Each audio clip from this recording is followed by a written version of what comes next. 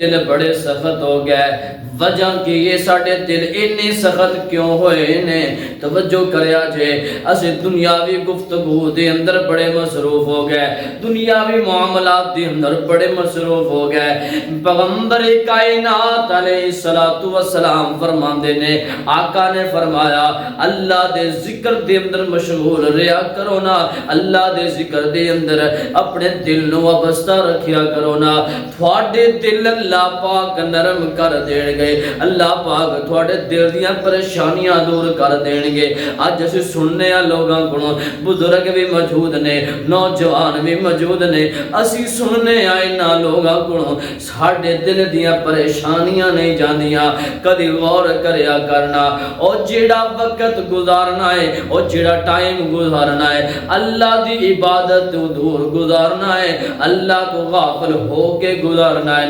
نا وقت نہ گزاریا کرم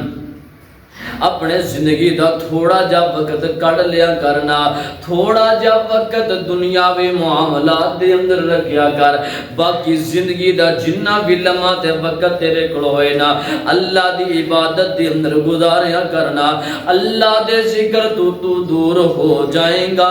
تے اللہ پاک کی فرمان دے نے وَمَنْ أَعْرَضَ فَإِنَّ لَهُ مَعِيشَةً ضَنْقًا اگر تو میرے ذکر تو موڑ لیں گا میرے ذکر تو دوریاں پا لیں گا میں تیری دنیاوی زندگی دا گزران تنگ کر دیاں گا